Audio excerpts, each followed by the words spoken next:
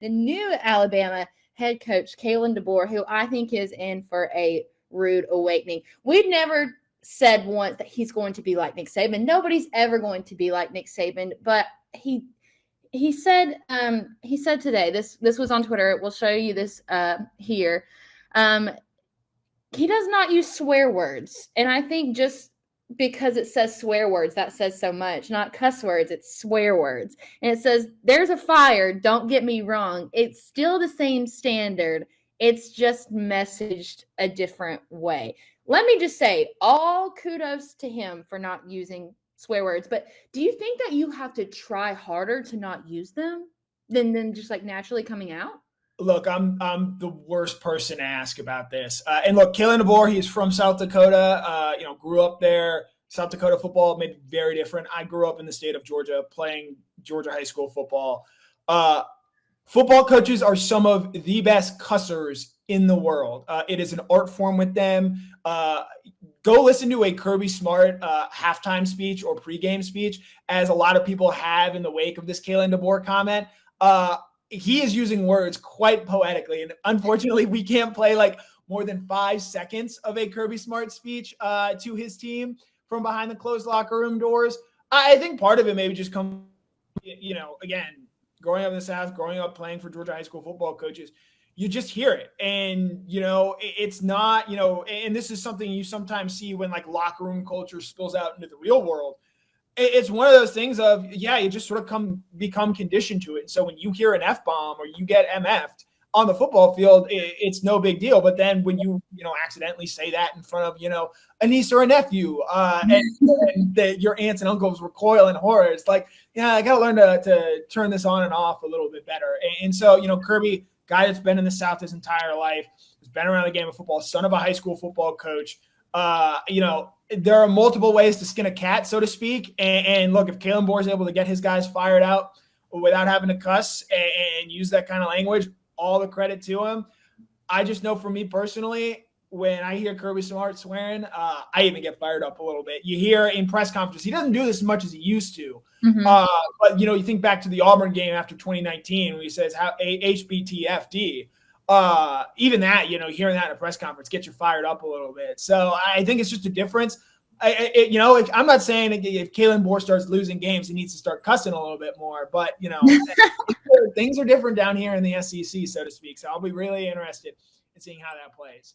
I think that's one thing that's hard for me to wrap my brain around is how do you relate to your players? Because that your players are doing it. They probably know swear words that you don't even realize. But my thing is by making it this big deal and coming out and saying it, I feel like that's how you become an inside joke with your team. I feel like maybe there is, even though this should be something that you respect your coach for standing by his values, I almost feel like you respect them a little bit less in that way, because I feel like with swearing and coaching, it's this sense of passion. It's because you care. You don't do it just to say it. You don't do it because you're mad at your players. It's just because you care so much, and that's just how the words come out. And it brings me back to Gus Malzahn is like this too. And a few years ago, he had said that he beat the dog crap out of Georgia. Again, that is how you become an inside joke for the rest of your life. And for these Alabama players, the ones that stayed, we know Nick Saban was not like this. I mean, we've seen Nick Saban get after it on the sidelines, clipboard in hand. I feel like that's just such a massive adjustment to make. And maybe part of this is Kalen, coming out and trying to distance himself from Nick Saban, because Saban so famously would chew out assistants. You never saw him chew out players, obviously, or all that often, but would famously go after assistants on the sideline. And I think, maybe this is Kalen trying to differentiate himself from Nick Saban in that regard. But I mean, look, if the losses start coming and Caleb is, not all that interested, Kalen DeBoering, Kitty DeBoer, like the nicknames start coming off really easily. Now, again, like Kirby Smart's got maybe the worst last name to ever have for a football coach, because it is so easy to make fun of him for it. Mm-hmm. But again, I think you're 100% right in, and you're someone who's been around the game a lot. You've been on those high school fields. Mm-hmm. You sort of just understand, like, it's not coming from a place of meanness or, cruelty most of the time. I think there are examples where lines can be crossed in that example, but oftentimes it's not so much the use of an F word or something like that, but rather just, you take it a step too far in the way you were being critical.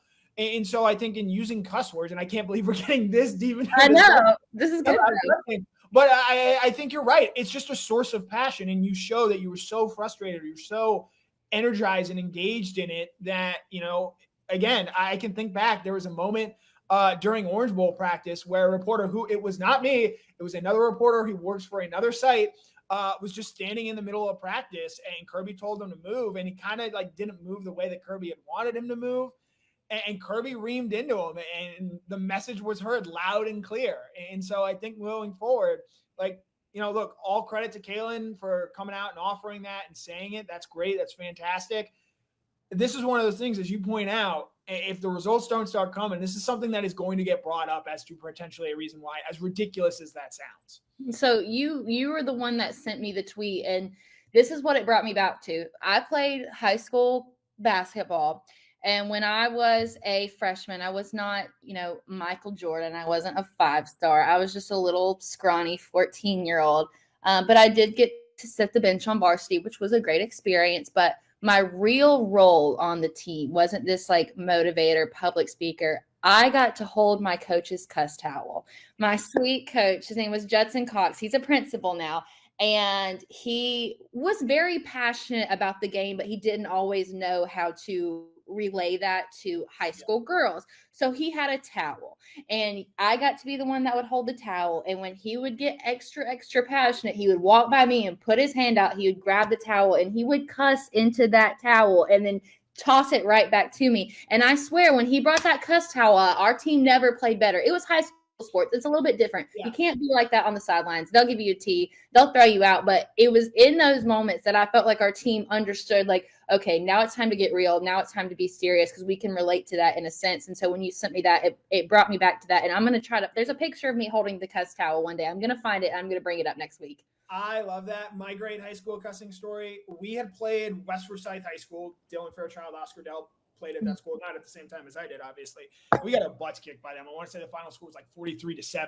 We're watching film of the game. It was early on. We had a 4th and 1 and run a little pitch play option, and our fullback drops the ball, and we're watching film.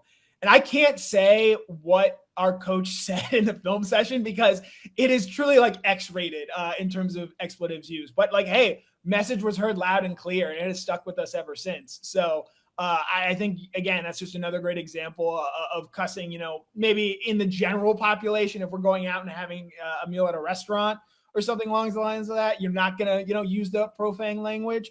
But in sports, in particular college football, obviously, as well, I think that's an example where that is sort of an accepted behavior. Well, I can